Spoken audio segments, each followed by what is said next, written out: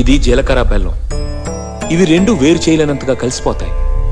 పెళ్లి తర్వాత భార్యాభర్తలు కూడా జీవితాంతం అలా కలిసి ఉండాలని ఇవి తలపై పెట్టిస్తుంది.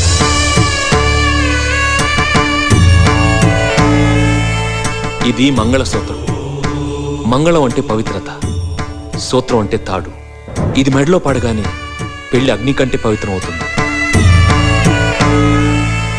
పుట్టింటికెళ్తే అత్తారింటిని, అత్తారింటికెళ్తే పుట్టింటిని మర్చిపోకూడదనే 2 బొట్లున్న తాళిని మెడలో కట్టిస్తారు. తలంబ్రాలంటే తలపై నుండి రాలిపడేవి. ఆ ఇంట్లో సిరి సంపదలు కూడా అలా వచ్చి పడాలనే తలంబ్రాలు పోయిస్తారు. 7 అడుగుల్లో ప్రతి అడుగుకి ఒక అర్థం ఉంది.